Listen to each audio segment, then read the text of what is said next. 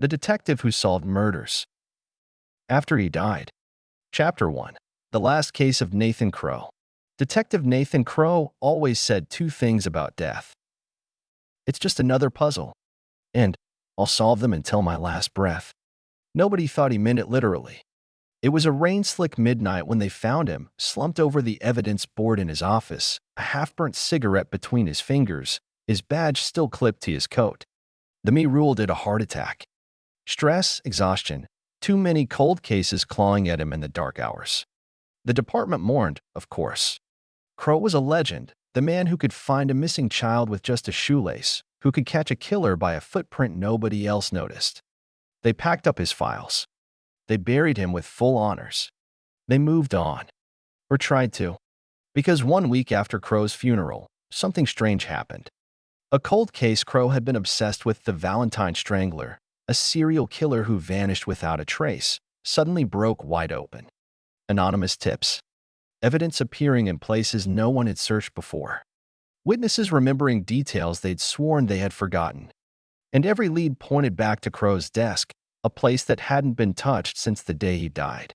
Detective Leigh Marrow, the rookie assigned to box up Crowe's old things, was the first to notice the pattern. At first, she thought it was coincidence. Then paranoia. Then something worse. Because the first night she stayed late going through his files, alone in the bullpen. The evidence board lit up. Photographs that had fallen to the floor were pinned back up. Red string that had been cut now stretched, trembling, between faces and places. And in the center, circled 3 times in blood-red marker, was a name no one had dared speak in months. Valentine Strangler. Leigh backed away, heart hammering. The office was empty. The doors were locked. And on Crowe's old desk, a single sticky note fluttered in the breeze from the broken window. In handwriting she recognized from old case files, Crowe's handwriting, it said, "Not done yet." Chapter 2. The first clue. Leigh Marrow didn't believe in ghosts. At least, she hadn't until tonight. She stared at the sticky note again, its edges curled and yellowing like it had been written weeks ago, not seconds. Not done yet. Her hand hovered inches above the paper. If she touched it, it would be real. If she walked away, she could pretend it wasn't. Rain battered the old windows of the precinct like desperate fingers. Leigh swallowed hard and forced herself to breathe. Protocol first. Panic later. She pulled on gloves, snapped photos of the evidence board and the sticky note from every angle. She dusted the desk, no prints but hers. The security footage? Dead. The cameras covering the bullpen flickered to static exactly 2 minutes before the sticky note appeared. 2 minutes.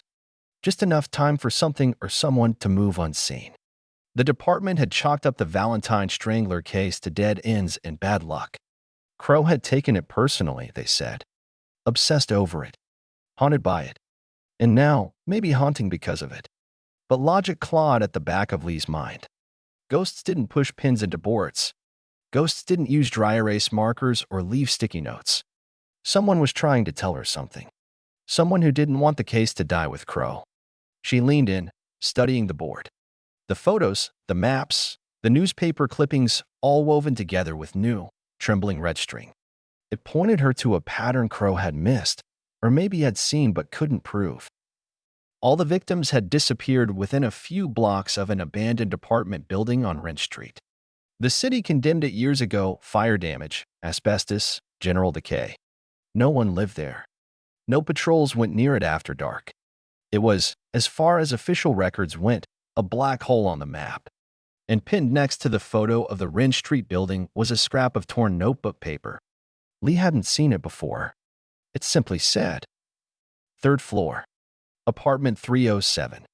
Look beneath the sink." Leigh stared at it, her heart thudding louder than the rain. This wasn't evidence anyone had turned in. It wasn't from the official files. It was new. Fresh ink. Fresh handwriting. Fresh anger. She stuffed the sticky note and the paper into an evidence bag, shoved it into her satchel, and grabbed her keys. Official procedure would be to report it. Wait for backup. Get a warrant. Follow protocol. But Leigh already knew 2 things. First, no one in this department wanted anything to do with Crowe's lingering cases. And second, if she waited, whoever, whatever, had left her that message might not wait for her. Leigh gritted her teeth. She could almost hear Crowe's voice, rough and low like sandpaper, muttering from the grave. Clock's ticking, rookie. Without another thought, she slipped into the night, badge clipped to her belt, gun strapped under her jacket. Wrench Street was waiting, and apartment 307 had secrets that didn't want to stay buried. Not anymore. Chapter 3. Whispers on Wrench Street. The city looked different at midnight. It wasn't just the rain, or the broken streetlights, or the way the wind scraped trash along the gutters like brittle bones. It was the feeling. The empty spaces between heartbeats. The way shadows moved when you weren't looking at them. Leigh Marrow pulled her collar higher against the cold drizzle as she stepped out of her car, parked half a block from the Wrench Street apartments. The building loomed ahead, a rotting carcass of brick and twisted metal, its windows like blind eyes staring down at her. The front doors hung off broken hinges, and the faded, condemned sign swung lazily in the wind. She hesitated, her hand brushing the grip of her gun under her jacket. It wasn't standard to walk into a death trap alone. But then again, nothing about tonight was standard. And someone wanted her here. Third floor. Apartment 307. Look beneath the sink. Leigh repeated the words in her mind like a mantra, steeling herself.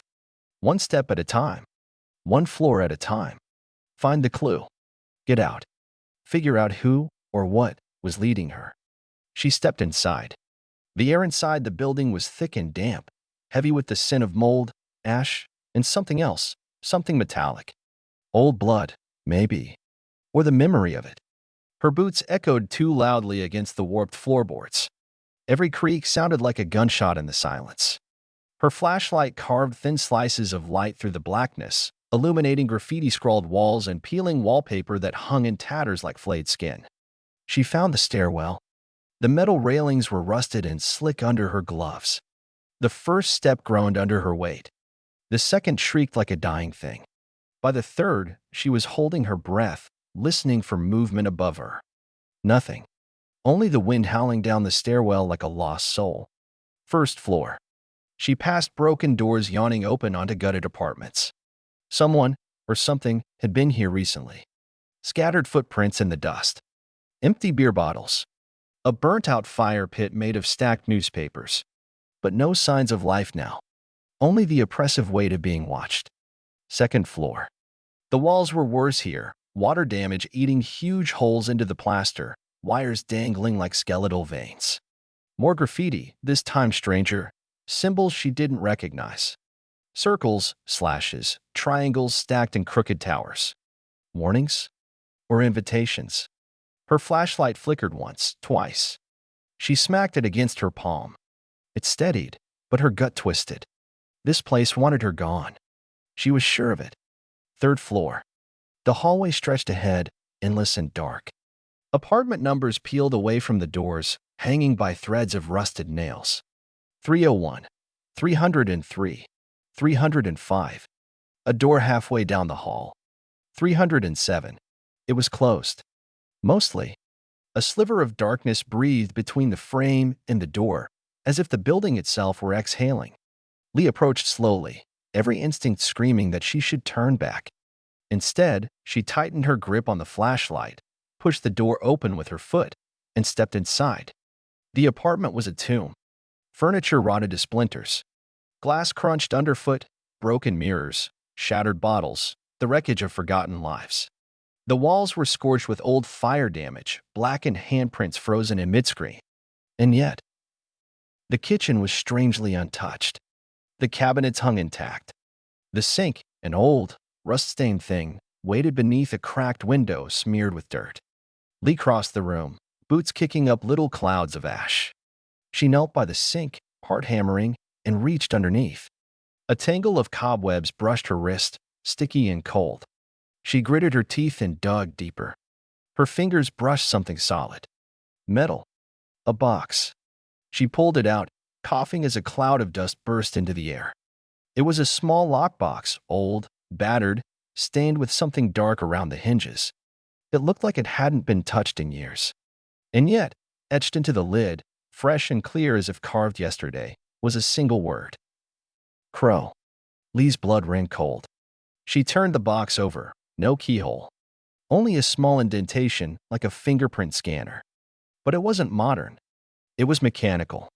Some kind of old detective's trick she didn't recognize. And scrawled on a scrap of paper taped to the bottom, in that same jagged, familiar handwriting, were the words, "You found me. Now find her before he does." Her hands shook as she read it again. Her. He. This wasn't just about cold cases anymore. Someone was alive. Someone was in danger. And something was hunting. Leigh shoved the box into her satchel, rose to her feet, and froze. From somewhere deep in the building, maybe above, maybe below, she heard it. A slow, scraping shuffle. Dragging footsteps. Coming closer. She killed the flashlight. Held her breath. Waited. The footsteps stopped outside the apartment door. A long silence. Then, 3 sharp knocks. Deliberate. Mocking. Leigh's blood turned to ice. Whoever was out there already knew she was here. And they weren't here to help. Chapter 4. The Man Behind the Door. Leigh Marrow pressed her back against the kitchen counter, heart hammering in her chest. The scraping footsteps had stopped, but the knock still echoed in her bones. 3 deliberate taps. Measured. Expectant. She tightened her grip on the flashlight, useless now, dead weight in her hand. Her other hand hovered near her gun. The hallway beyond the door remained silent. No voices. No breathing. Just the steady drip of rainwater through a hole in the ceiling. Another knock. This time softer. Closer. As if the wood between them were thinning, about to give way. Leigh cursed under her breath. No backup. No warrant. No easy way out. Whoever, or whatever, was on the other side wasn't in a hurry. And if they weren't forcing entry, they were waiting for her to make the first move. She edged toward the far wall, searching for another exit. The bedroom door hung ajar. Beyond it, she caught a glimpse of a fire escape through a broken window. If she could just. The doorknob rattled. Slow. Gentle. Testing. She didn't wait to see what would happen next. Leigh sprinted into the bedroom, boots slipping on the waterlogged floor, and vaulted over the broken window frame onto the fire escape. Russ screamed under her weight as she landed hard, knees jarring. She didn't dare look back. Down 3 flights of shaking metal stairs, breath ragged in her chest. The city lights blurred in the rain, neon bleeding into black puddles.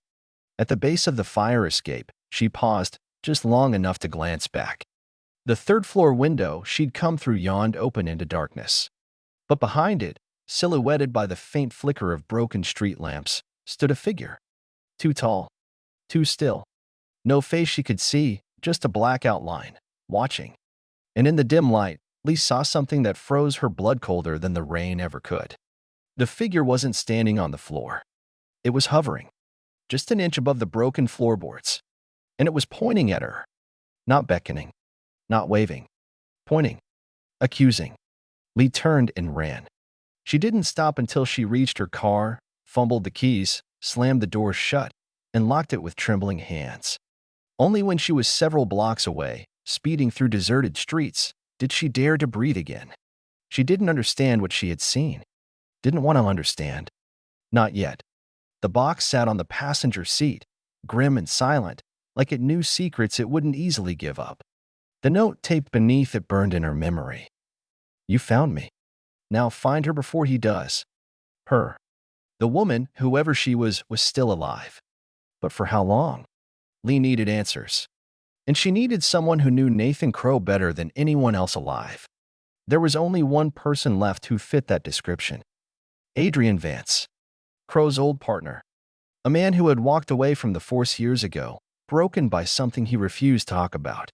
If Crowe was reaching out from beyond death, Vance might be the only one who understood why. Leigh tightened her grip on the steering wheel. She didn't believe in ghosts, but she was starting to believe in something worse. And somewhere, back at Wren Street, something unseen still watched the city sleep. Waiting. Hungry. Hunting. Chapter 5. The Ghosts We Choose to Keep.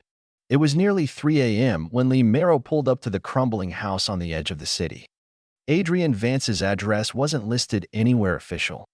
She had found it tucked in the margins of one of Crowe's old case files, scribbled like a secret he hadn't wanted anyone else to find. The porch light was dead. The windows were covered in thick layers of dust and grime. The front yard was a graveyard of broken furniture and skeletal bushes, creaking in the wet wind. Leigh hesitated at the front steps. She wasn't just about to knock on a door. She was about to dig into a life Crowe had spent years trying to protect or maybe hide. But there was no choice now. Find her before he does. Time was already bleeding away. She knocked. The sound was hollow, swallowed by the mist swirling off the street. For a long moment, nothing. Then the faint scrape of footsteps inside. The door opened a crack. A single blue eye peered out at her, bloodshot, suspicious, tired beyond measure. "You're not supposed to be here," Adrian Vance rasped. His voice was raw, like broken glass dragged across stone. Older than Crowe had been. Broken in ways Crowe never let the world see. "I'm Detective Leigh Marrow," she said quietly. "I need to talk about Nathan Crowe." The door slammed in her face.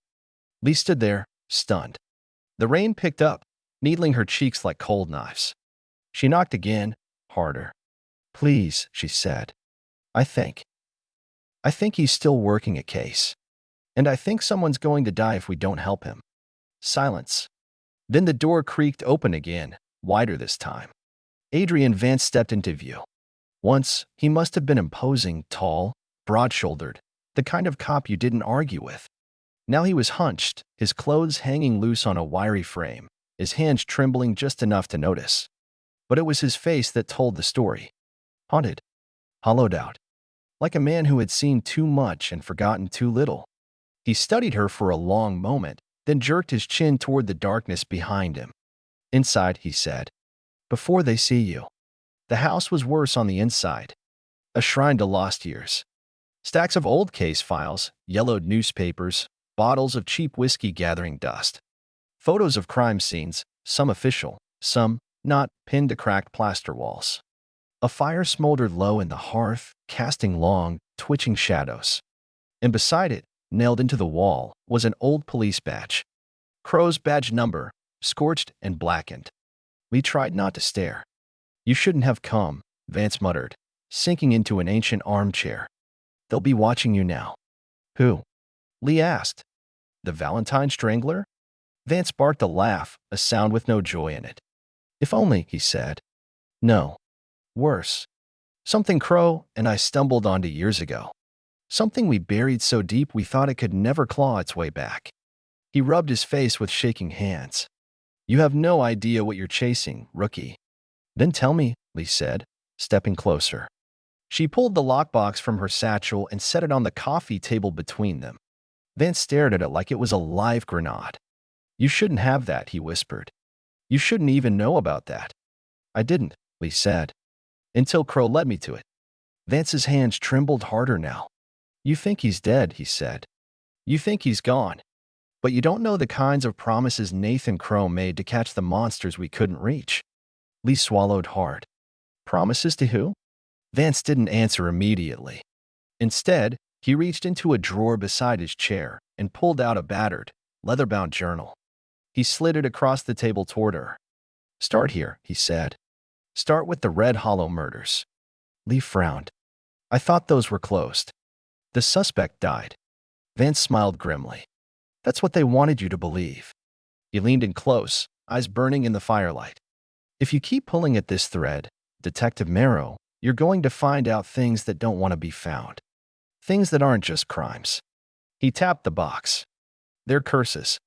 Deals made in blood and breath. And if Crowe is reaching across whatever lies after death to help you." He sat back, looking suddenly older than the crumbling house around him. "Then God help us all. Because that means something is woken up." Leigh swallowed the rising knot in her throat and opened the journal to the first page. Inside, scrawled in Crowe's familiar hand, was a single line. "The dead don't rest when justice is undone." And beneath it, a list of names. Names she recognized. Names tied to missing persons cases that had never been solved. Names that were supposed to be buried. Until now. Leigh felt the chill settle deep in her bones. This wasn't just about solving a murder anymore. It was about finishing a war that death itself hadn't ended, and she had just declared herself a soldier in it. Chapter 6. The Red Hollow Murders.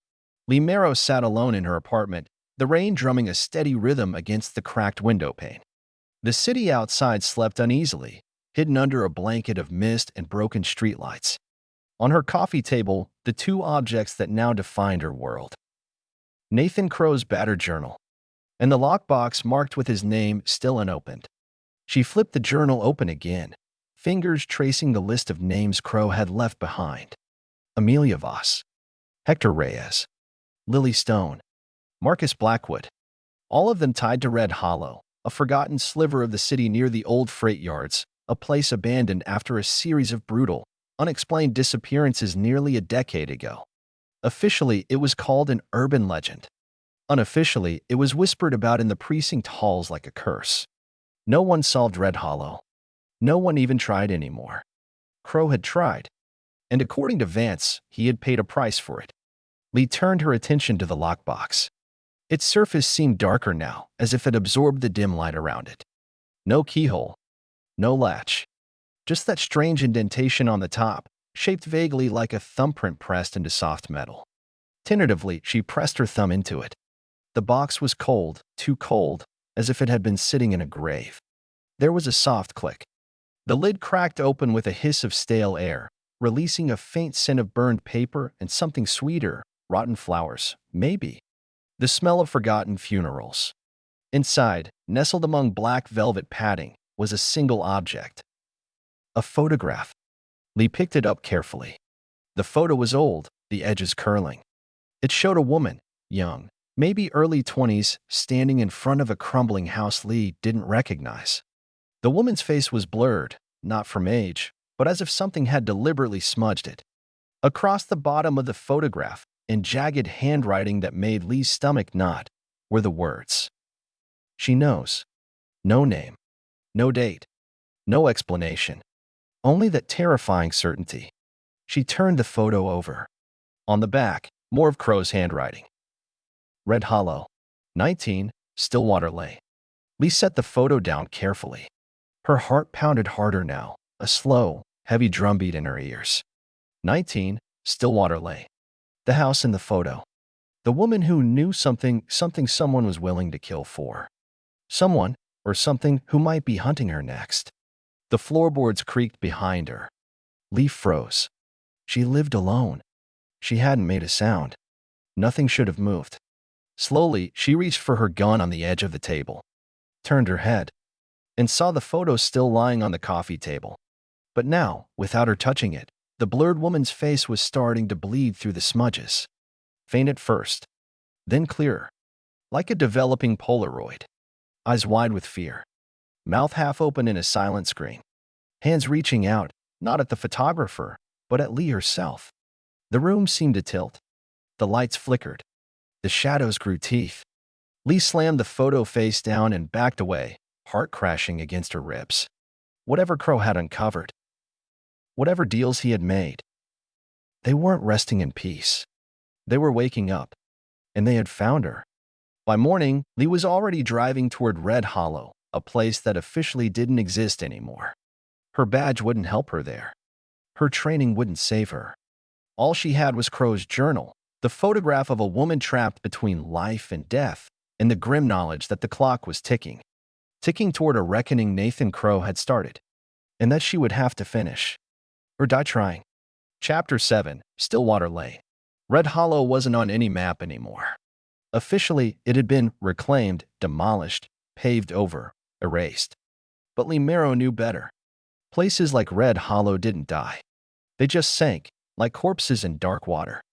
The streets leading in were broken, overgrown with weeds and thorns. The houses that remained leaned like drunks against each other, collapsing in slow-motion decay. Even the birds refused to sing here. The only sound was the crunch of Leigh's boots on shattered glass and the low, whispering hiss of the wind. As she moved deeper into the hollow, the city behind her seemed to vanish, swallowed by mist and memory. It felt like stepping into a forgotten fever dream. Stillwater Lane was a narrow, crooked spine of cracked asphalt, lined with hollow-eyed houses. Each one looked abandoned for centuries, roofs caved in, front doors dangling open like mouths gasping for air. She checked the photograph again. The house at 19, Stillwater Lane matched the one in the picture. 2 stories, warped porch, a skeletal oak tree clawing at the second-floor windows. The number plate hung by a single nail, swinging gently in the dead breeze. It looked worse in person. The walls were blackened with soot. The windows were boarded up, except one, on the second floor, shattered outward as if something inside had tried to get out. Leigh approached carefully, every instinct on high alert. She drew her flashlight but kept her gun holstered. For now. The front door creaked open with a soft push, revealing an entryway choked with dust and rotted debris. The air inside was cold, colder than outside, and heavy with the sweet, sickly scent of decay. She swept her light across the room. The remnants of a living room, a collapsed couch, a fireplace clogged with ash, shattered picture frames still clinging to the walls. And then she saw it. Etched into the crumbling wall above the fireplace was a word, carved deep and ragged. Listen. Leigh's skin prickled. She didn't know why, but she obeyed. She turned off the flashlight. The darkness swallowed her whole. At first, she heard only her own breathing, fast and shallow. But then, faintly, impossibly, she heard it. A woman's voice. Whispering. Just on the edge of hearing. Still here. Can't leave. He won't let me. The voice cracked and broke, like it was fighting through layers of static. Leigh turned her flashlight back on, heart pounding. The room was empty. Utterly, suffocatingly empty. But when she checked the wall again, something had changed. Next to the word listen, fresh letters had appeared, dripping down the wall as if carved in real time. 3rd stair from the top. Leigh found the staircase at the back of the house. It groaned under her weight, each step threatening to give way. She counted carefully 1, 2, 3, and knelt by the 3rd stair. The wood was looser here. Warped.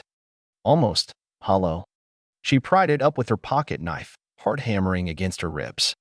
Beneath it, buried in the dust and darkness, she found a small bundle wrapped in brittle, yellowed cloth. She unwrapped it carefully. Inside were 3 things. A small silver locket, tarnished black with age. A newspaper clipping, dated 10 years ago. And a photograph, different from the one Crowe had left, but unmistakable. It was the same woman. Younger. Smiling. Alive. The newspaper clipping was a missing persons report. Local woman disappears from Red Hollow. Amelia Voss, 23, last seen near Stillwater Lane. Leigh's heart twisted. Amelia Voss. The first name on Crowe's list. The woman in the photo. The woman who, if the whispers were true, had never really left. A sudden, sharp bang echoed through the house. Leigh spun around, drawing her gun. The front door she had left ajar was now slammed shut. Heavy footsteps thudded across the porch. Slow. Deliberate. Getting closer. And overhead, from the 2nd floor, came a dragging, wet sound, like something pulling itself across the rotten wood. Trapped. Hunted. Marked. Leigh clutched the locket and the photograph to her chest and backed toward the kitchen, searching desperately for another way out. Because one thing was certain now. Amelia Voss hadn't left Red Hollow. And neither would she, not unless she was willing to fight her way free. Chapter 8. The Mark of the Hollow. The footsteps thudded across the porch, heavy and deliberate. Closer. Slower. As if whatever was outside wasn't in a hurry because it knew she had no way out. Leigh Marrow backed away from the front of the house, gun raised, every nerve screaming. The kitchen window was her only chance, cracked, half-shattered, its frame warped with age. She bolted for it just as the front door shuddered on its hinges, the wood splintering under a force that wasn't human. Behind her, the dragging sound from the 2nd floor grew louder, wet and sickening, like something broken was crawling toward the stairs. 2 threats. One above. One ahead. No time to think. Leigh slung the satchel with the locket and photograph over her shoulder, holstered her gun, and hurled herself through the kitchen window. Glass tore at her jacket and gloves. The night air slapped her face cold and wet. She hit the muddy ground hard, rolling to her feet as shards of glass rained down around her. Behind her, the front door exploded inward, and something dark surged through the wreckage. Leigh didn't stop to see what it was.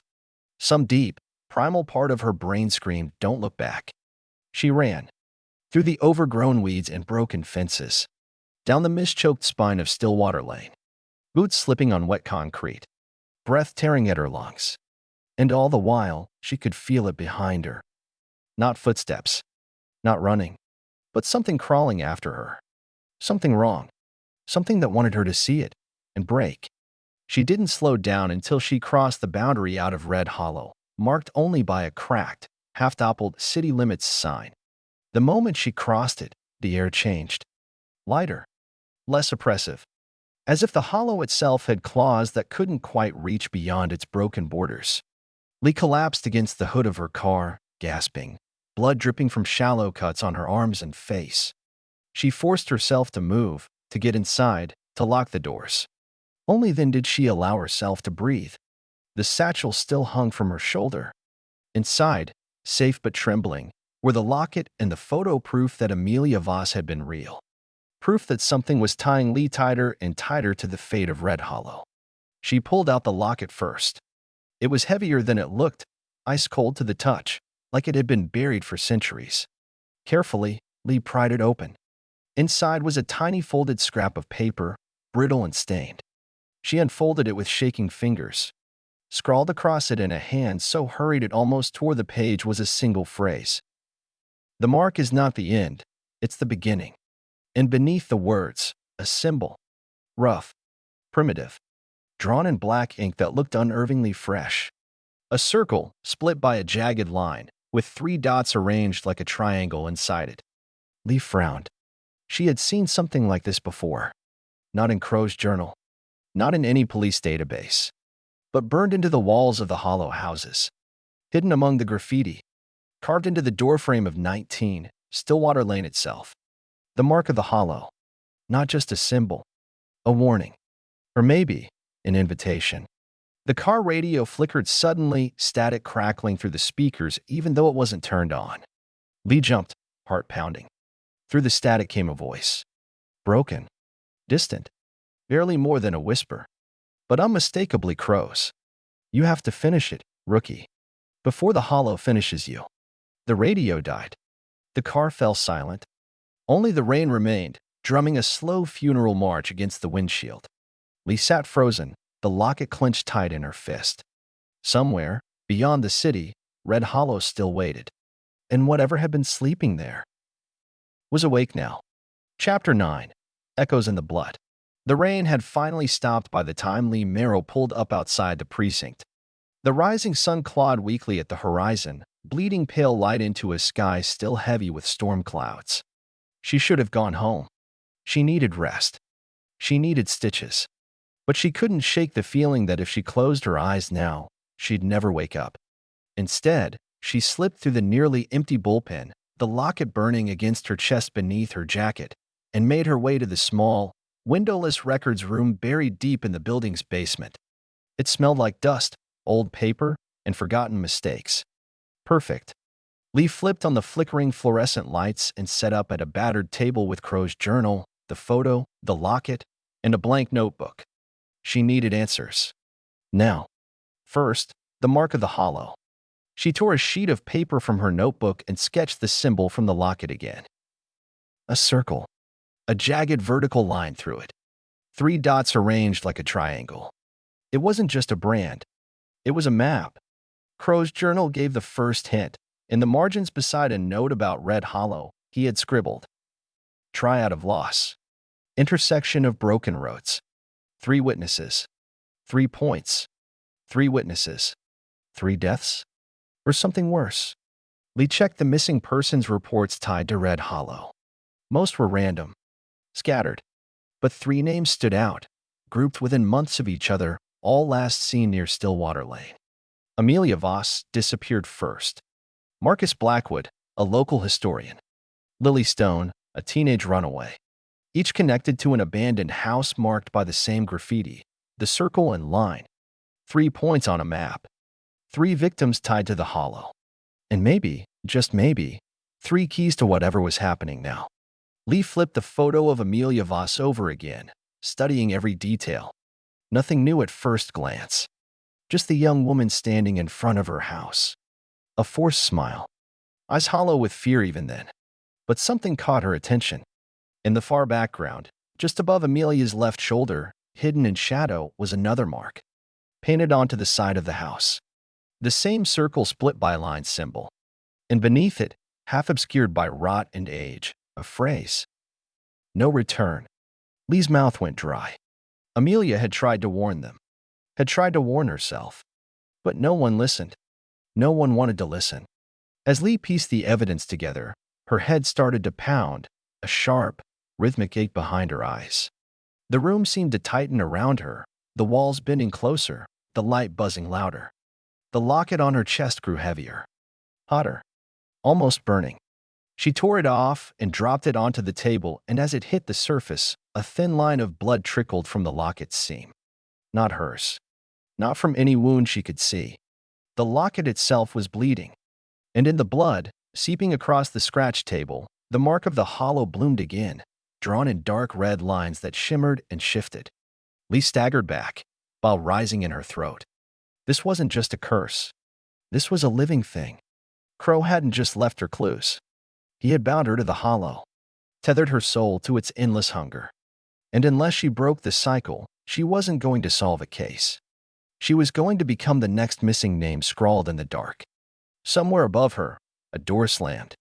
Footsteps echoed through the empty precinct. The fluorescent lights flickered, buzzing louder. Leigh grabbed her satchel, wiped the blood off the table as best she could, and bolted. Because she wasn't alone anymore. Not even here. The hollow had followed her. And it was growing stronger, hungrier, bolder. The clock was ticking faster now. And the next place she would have to go was back into the mouth of the hollow itself. This time, not just to find clues, but to face the thing that had swallowed Amelia Voss, Marcus Blackwood, Lily Stone, and maybe even Nathan Crowe himself. Chapter 10. The Hollow Man. The hollow pulled at her like a riptide. Leigh Marrow gripped the steering wheel tighter as she crossed the city's faded boundary line once more, the broken city limits sign bowing low under the weight of forgotten years. She had no plan, no backup, no guarantee she'd even make it out again. But Crowe's whisper haunted her every step now. You have to finish it, rookie. And somewhere inside the bones of this cursed place, Amelia Voss, or whatever remained of her, was waiting, calling, warning. Red Hollow was even worse by daylight. The mist never fully lifted here. The sun fought to pierce the gray, leaving everything muted, colorless, rotting in slow motion. The mark of the hollow was everywhere once she knew how to look. Carved into door frames, scratched onto stop signs, etched into the sidewalk with something like claws. Leigh followed the map she had pieced together from Crowe's journal and the missing persons reports. A crude triangle connecting Stillwater Lane, the old freight yard, and a collapsed church at the edge of the hollow. 3 witnesses. 3 keys. 3 graves. The freight yard was first. An endless sprawl of rusted trains and broken tracks, abandoned decades ago. As Leigh picked her way across the debris, she saw the first sign. A torn, weather-stained jacket hanging from a chain-link fence. Embroidered on the inside. Blackwood Historical Society. Marcus Blackwood's jacket. Pinned beneath it, in a jagged tear of metal, was a photograph, so weather-beaten it was almost unreadable. But Leigh recognized the blurred, terrified face. Marcus Blackwood. Moments before he disappeared. And behind him, in the dark smear of the freight yard's abandoned tunnels. Something else. A tall, thin figure. Long-limbed.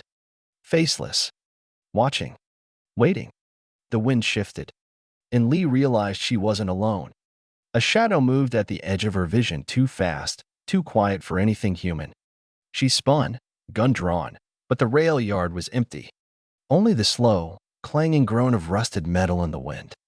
Or was it groaning? No, it was breathing. Low. Ragged. Wet. A voice like cracked stone whispered from the darkness.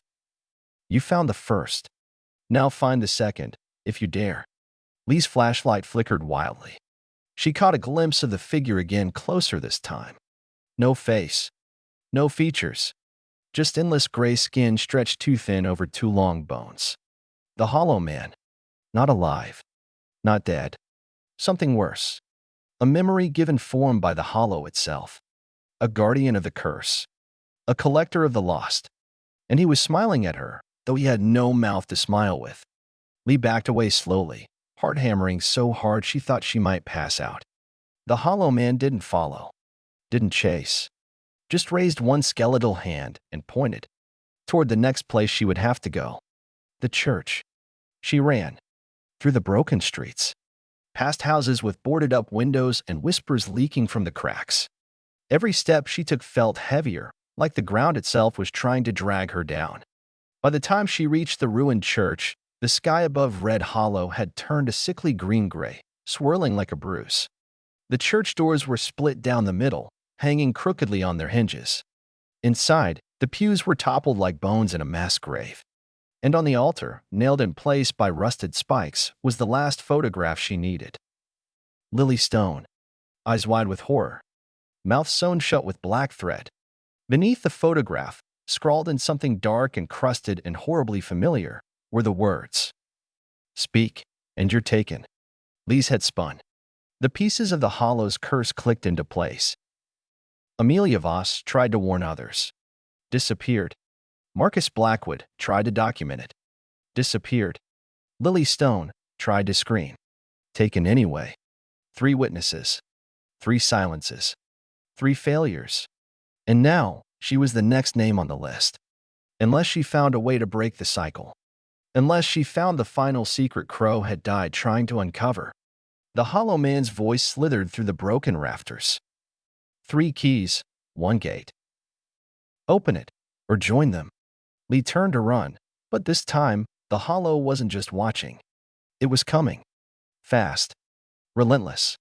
Flooding the ruined church with a tidal wave of shadows and blood and screaming faces trapped in the mist. Faces she recognized. Crowe. Amelia. Marcus. Lily. All reaching for her. She barely made it out. Scrambling through the broken doors, falling into the street, her lungs burning for air that didn't taste like death. The hollow raged behind her, but it didn't cross the church threshold. Not yet. Something old and sacred still clung to the ruined building's bones. A barrier. A warning. A chance. As she staggered back to her car, clutching the 3 photographs like relics, Leigh knew one thing with terrifying clarity. She wasn't going to survive this by running. She wasn't going to win by hiding. The only way forward now was through the gate the hollow had built. And Nathan Crowe, wherever he was counting on her to finish what he started. Or die trying. Chapter 11. Through the Gate of Hollow Souls. The photographs trembled in Leigh Marrow's hands as she sat behind the wheel of her car, parked once again at the cracked edge of Stillwater Lane. 3 images. 3 witnesses. 3 lives ripped away by Red Hollow's endless hunger. Above her, the mist churned heavier than ever, twisting into impossible shapes. Faces. Hands. Mouth screaming without sound. And deep within it, calling her forward, was the gate. Leigh stepped out of the car and onto the broken street. The hollow immediately responded, the mist curling tighter around her like a living thing. In the distance, the freight yard. The ruined church. The gutted houses.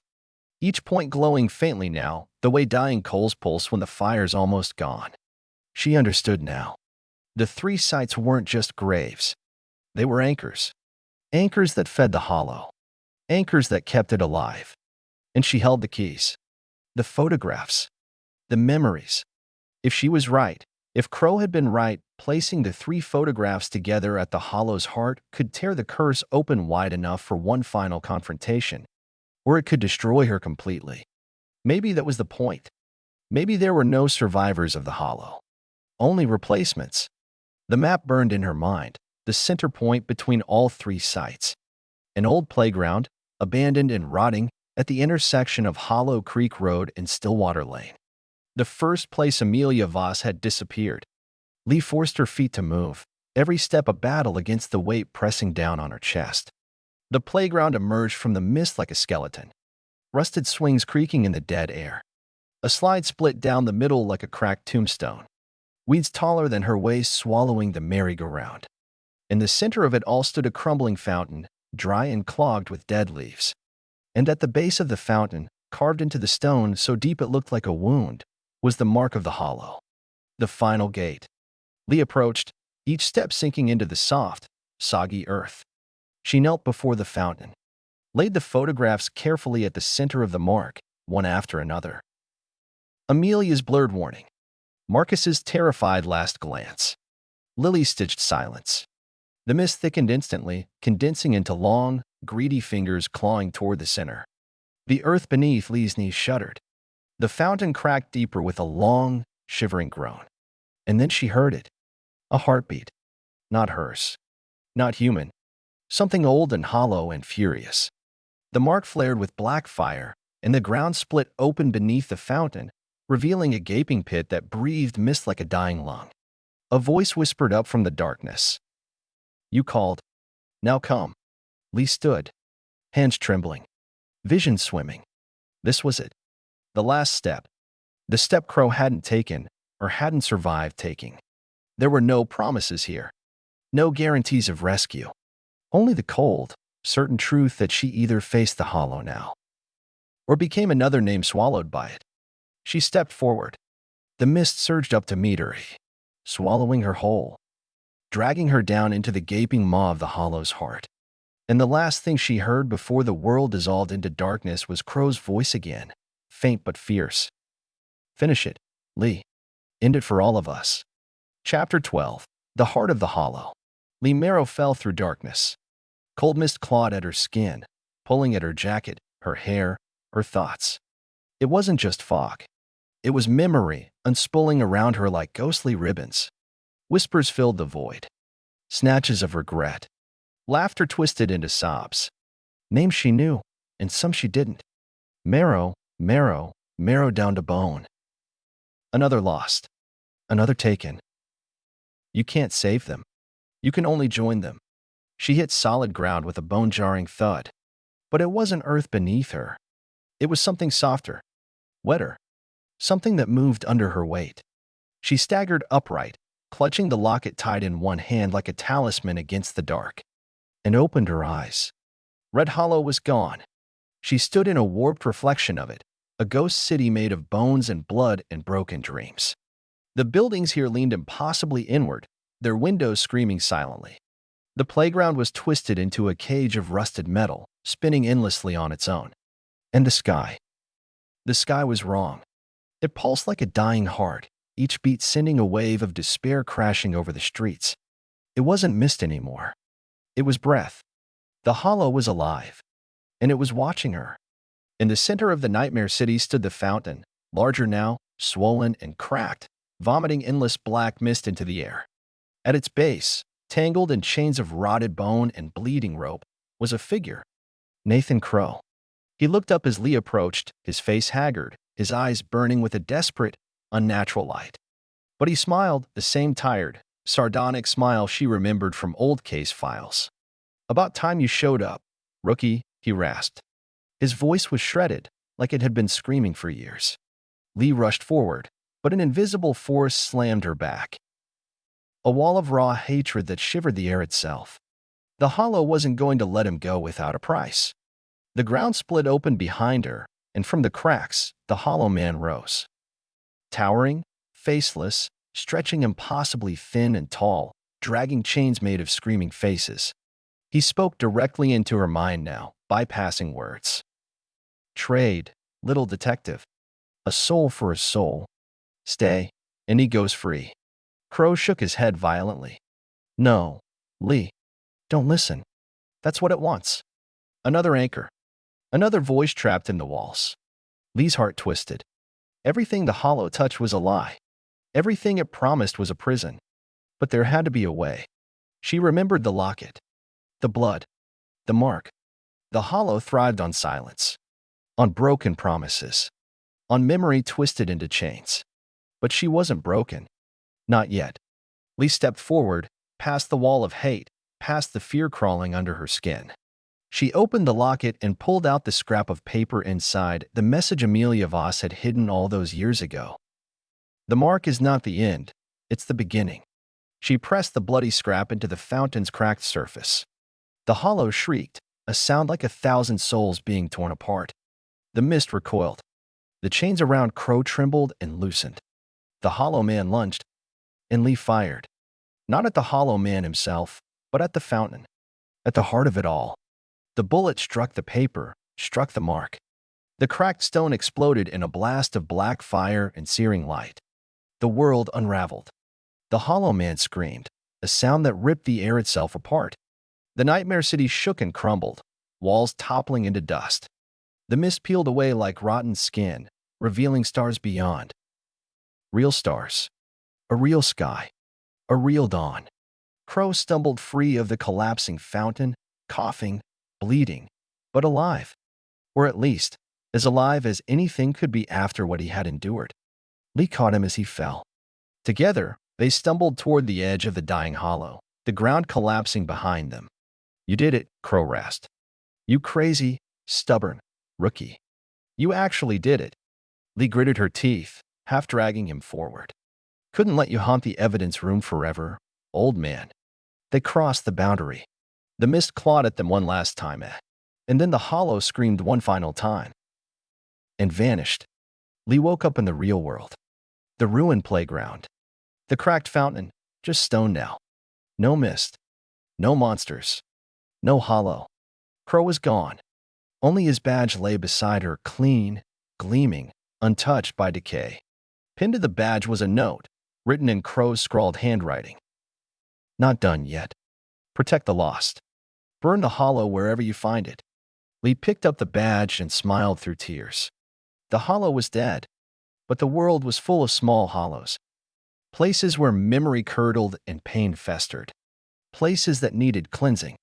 And she wasn't just a detective anymore. She was a hunter of broken places. And she had work to do. The case may be closed for now, but mysteries always leave behind new questions. If you enjoyed this investigation, leave a like. Every clue you find keeps the trail alive. Share your theories in the comments. Your mind might be sharper than you think. And subscribe to our channel, Detective Mystery Stories, where every case hides a deeper secret, and every secret deserves to be uncovered. The next mystery is already waiting for you.